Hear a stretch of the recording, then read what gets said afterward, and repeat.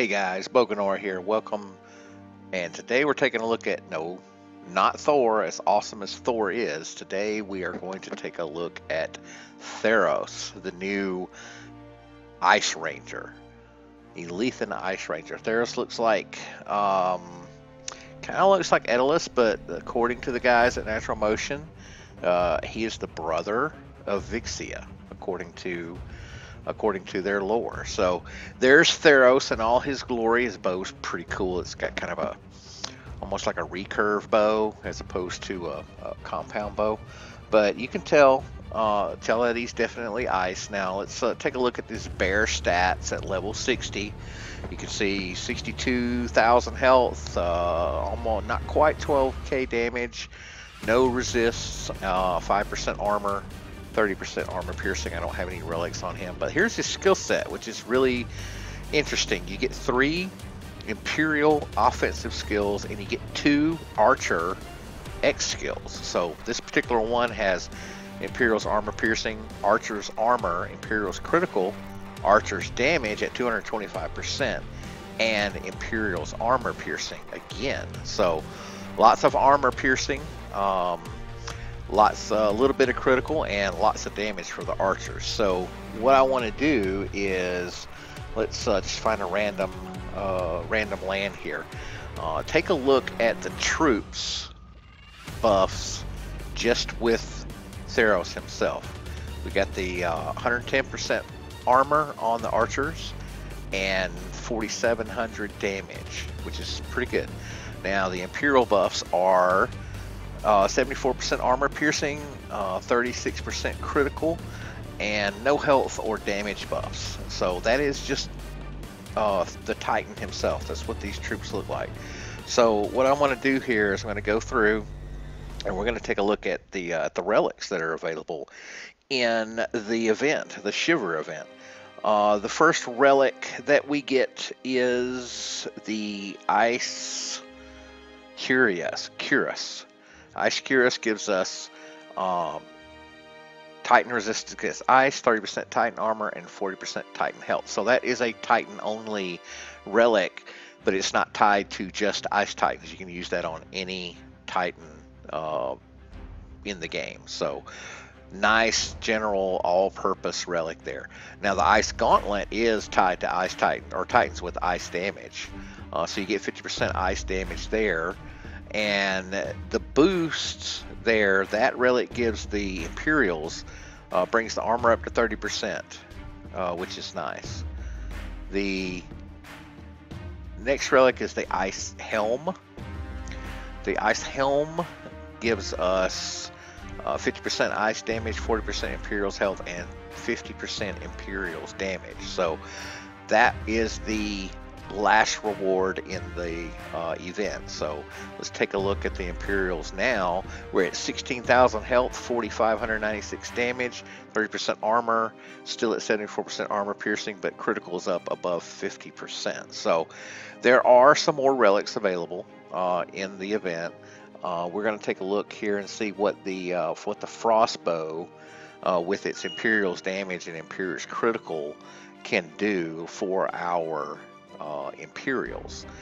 Now we're talking. Now we've got 6,000 damage and 76% critical. We're getting up there. Now remember, these are level 18 troops, so you know your troop level is going to affect the statistics based on what level troops are. So we got a Frost Fist that gives me Imperial's armor. But I actually have the 5-star Stormbringer, which is the Archer relic, which gives damage and health to all troops, not just Imperials, to all troops. So that's going to buff both my Archers and my Imperials. Now we're looking at 19,000 health, 8,200 damage, 104% armor piercing, and 70% critical. So getting on there. I got one more relic slot. And I'm looking for, what am I looking for here?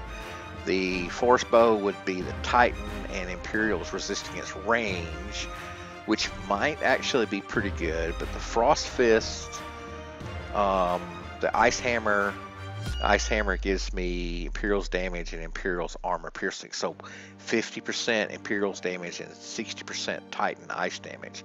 That one is pretty good there.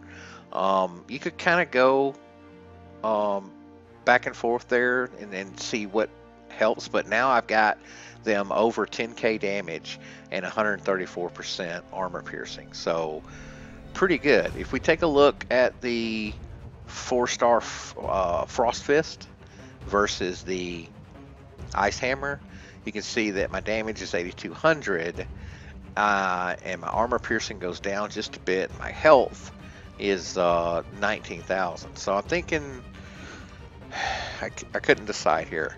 Do I go with armor piercing and damage, or do I go with armor and Titan armor? And eventually I think I decided to go with the Ice Hammer. Yeah, let's go with the Ice Hammer.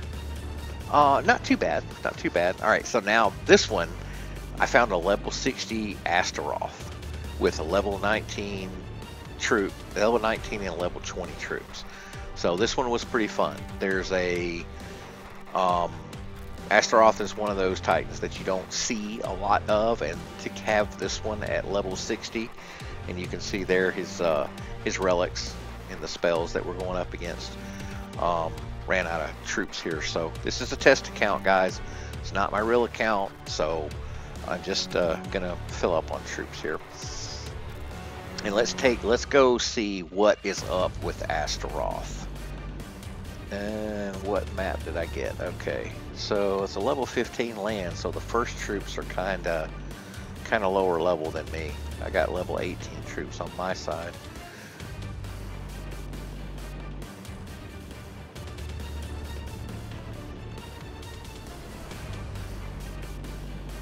Yeah, so no problem with the cats.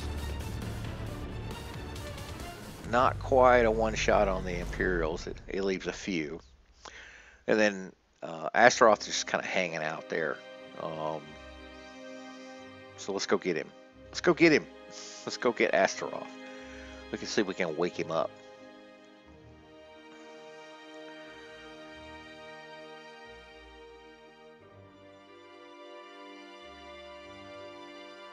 So there's one shot, half health goes on Astaroth.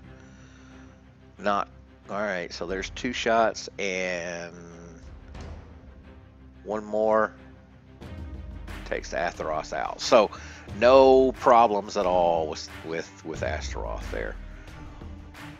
In fact, I've actually found that Theros is very similar to Italis as far as Elvixia as far as attacking.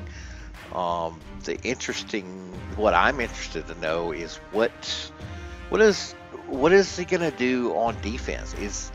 Are archers and Imperials a viable defense? You know, with the current state of the game, and of course we know that there are changes to the troop AI coming. So depending on what they do with archers and what they do with Imperials, we could end up with a really good defensive Titan here. We just not really sure. Part of the problem with the archers is they're kind of slow, and they tend to on defense they tend to lock on to certain troops and just follow those troops to their death. So hopefully with these AI changes we can get the troops to act a little bit more like regular, like real troops, because in the real world if your archers wouldn't follow troops to their death and just totally ignore the fact that, hey, there's these guys over here right next to you. So I found a Ladega. Now she's not maxed Ladega, but she's level 31. But the Panthers on this are level 25, so significantly higher level Panthers than the troops that I'm bringing into battle. So let's see how my level 18 Imperials do against some level 25 troops here with a Ladega that's not, like I said, not necessarily not maxed out, but level 25 is significantly higher than level 18.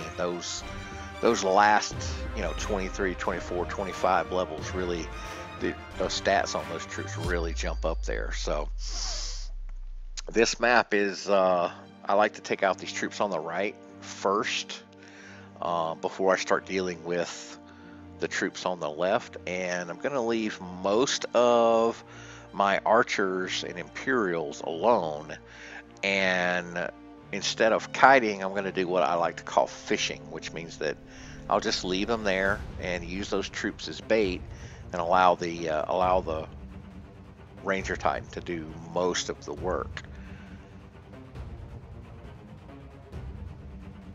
And let's see, we need to take care of Ladega. There we go. Now she's gone. And like I said, I like to get rid of these troops on the right. We're gonna have no issues with those level 25 Goliaths.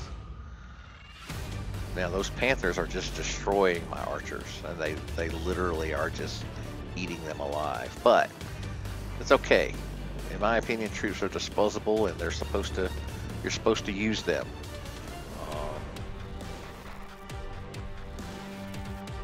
So I'm almost out of archers, and at that point the Panthers, they refocus on the Titan. So I gotta drop some fear spells here, and to keep these Panthers away from my Titan.